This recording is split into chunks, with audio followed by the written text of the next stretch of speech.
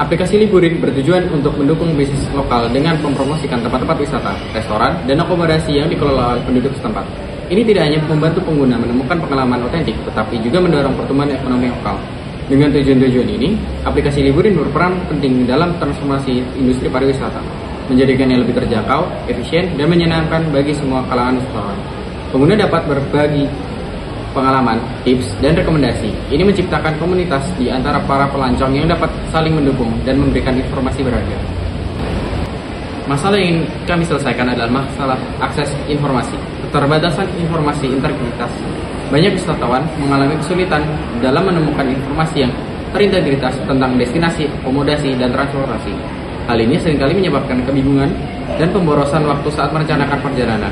Aplikasi Liburin dapat menyediakan informasi yang komprehensif dan terpusat, sehingga memudahkan pengguna dalam merencanakan perjalanan mereka. Baik, jadi nama saya Kopi Giordano, NPM saya 240712851. Saya akan mempresentasikan tentang flowchart aplikasi kami, yaitu Liburin. Oke, jadi pertama, user akan diberi tombol mulai, lalu kemudian user akan diberi dua pilihan, punya akun atau tidak. Jika user memiliki akun, maka langsung login, dan jika tidak, akan membuat akun, lalu akan masuk ke database pengguna, lalu akan kembali ke halaman login tadi. Dan jika user berhasil login, maka user akan langsung masuk ke laman home. Lalu user akan diberi tiga pilihan, yaitu ada alam, gaya, dan kuliner. Jika user memilih alam, maka user akan ditampilkan berbagai macam wisata alam. Namun user diberi pilihan terlebih dahulu, yaitu untuk waktunya apakah pagi atau malam. Jika memilih pagi, maka akan ubah ke mode terang. Jika memilih malam, ubah ke mode gelap. Lalu jika memilih pagi, ditampilkan berbagai wisata pagi. Jika memilih malam, ditampilkan berbagai wisata malam. Lalu kemudian, setelah user memilih wisata alam, user akan ditampilkan oleh kegiatan yang bisa di wisata alam yang dipilih. Lalu akan ditampilkan jumlah pengunjung di tempat tersebut, berasal dari database visitor, lalu akan ditampilkan maps dan jarak tempuh, lalu akan diberikan dua pilihan, yaitu butuh kendaraan atau tidak. Jika tidak, akan langsung ke selanjutnya, dan jika butuh, akan diberi pilihan berbagai pilihan akomodasi seperti bus dan taksi dan lainnya. Lalu user akan memilih akomodasi yang dipilih, lalu akan ditampilkan estimasi penjemputan. Lalu user akan diberi pilihan butuh tempat menginap atau tidak. Jika butuh, maka akan ditampilkan tempat menginap terdekat, lalu ditampilkan harganya, dan lalu diberi pilihan jadi atau tidak. Jika jadi, maka akan ditampilkan metode pembayaran, lalu akan mendapatkan poin, dan poin ini akan masuk ke database poin. Lalu setelah itu ditampilkan hitung mundur jarak pengguna ke tempat lokasi yang dituju.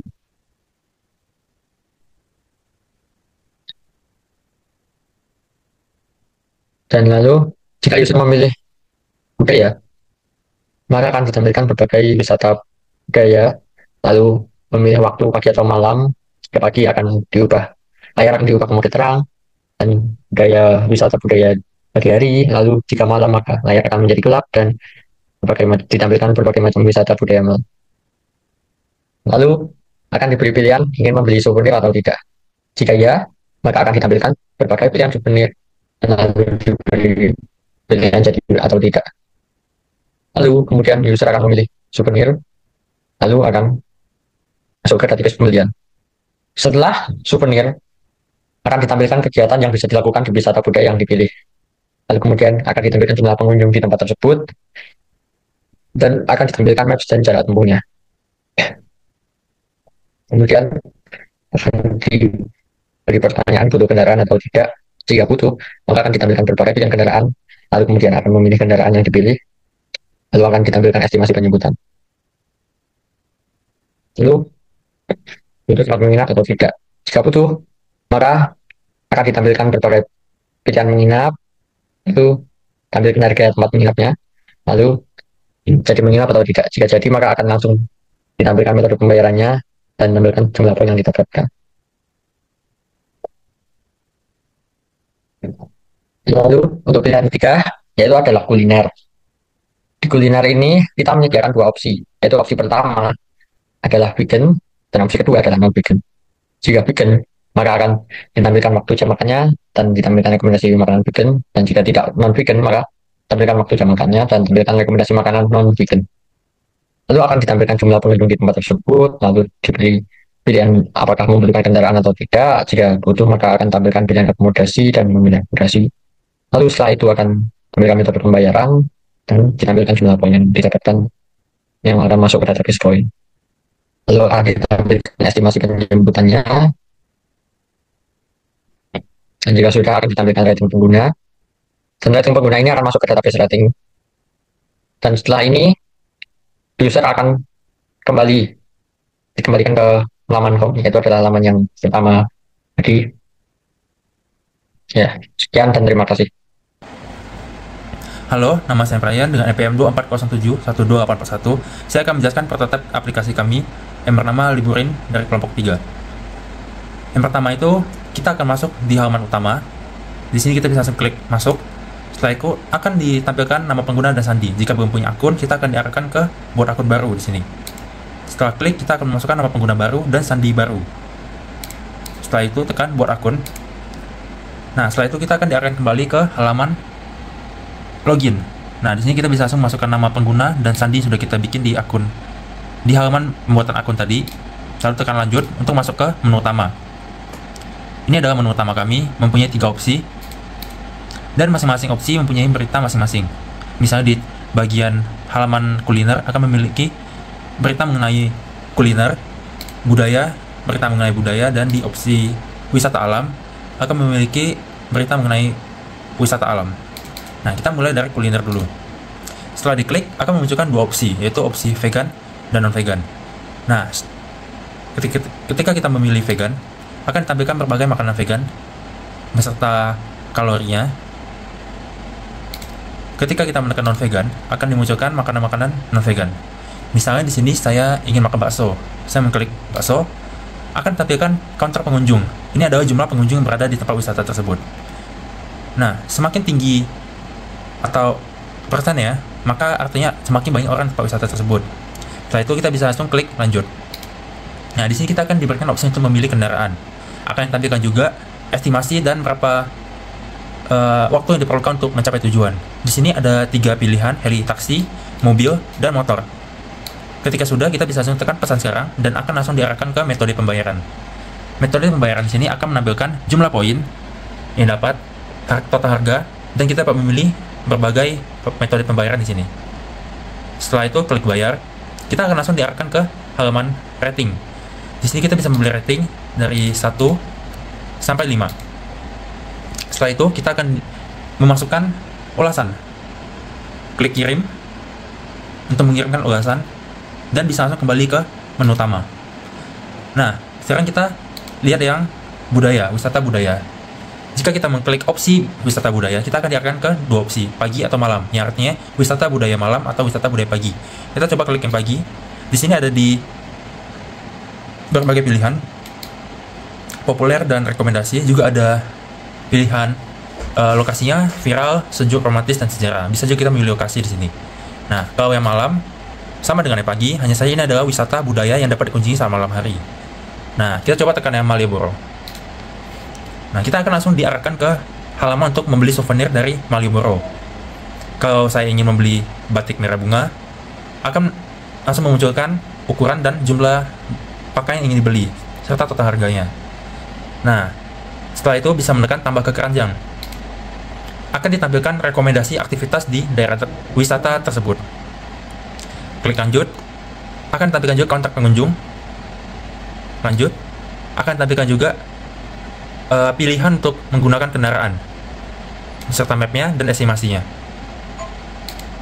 Nah, setelah itu, untuk pilihan wisata budaya, kami akan memberikan rekomendasi atau pilihan tempat menginap. Nah, seperti di sini, misalnya kita memilih Hotel Malioboro, kita akan diarahkan ke halaman deskripsi hotelnya. Di sini ditampilkan harga, rating, deskripsi, dan fasilitasnya. Setelah itu tekan lanjut, akan langsung ditampilkan metode pembayaran, poin, dan juga total biaya yang harus dibayarkan. Setelah semua sudah selesai, bisa langsung tekan bayar, dan sama akan dilanjutkan ke halaman rating. Nah, isi ulasan, dan bisa kembali ke halaman utama. Sekarang kita lihat yang wisata alam. Sama, akan memunculkan dua opsi, pagi atau malam. Ketika menekan opsi malam, kita akan diarahkan ke berbagai wisata alam yang dapat dikunjungi saat malam hari. Ketika menekan opsi pagi, kita akan ditunjukkan ke wisata alam yang bisa dikunjungi sangat pagi hari. Jika saya ingin pergi ke gunung, saya akan menekan gunung, dan akan ditampilkan produk dari gunung, souvenir yang bisa dibeli dari gunung. Nah, di sini misalnya saya ingin membeli buah manggis, akan ditampilkan halaman deskripsi dari buah manggis beserta ukurannya dan berapa kilo atau berapa banyak buah yang ingin dibeli. Tidak lupa dengan total harganya di sini. Setelah itu tambah ke keranjang, akan ditampilkan rekomendasi aktivitas di wilayah wisata tersebut juga. Lanjut, akan ditampilkan juga kontak pengunjung. Lanjut, akan ditampilkan akomodasi, pilihan kendaraan. Nah, setelah itu akan ditampilkan juga pilihan tempat menginap. Misalnya saya ingin memilih hotel yoga, akan ditampilkan juga rating, harga, lokasi, dan deskripsi. Tidak lupa dengan fasilitasnya juga. Setelah itu tekan lanjut. Nah, akan ditampilkan metode pembayaran dengan jumlah poin didapat dan total harga. Setelah itu tekan bayar. Nah, kita akan langsung diarahkan ke halaman rating juga, bisa beri ulasan. Setelah itu langsung kembali ke halaman utama.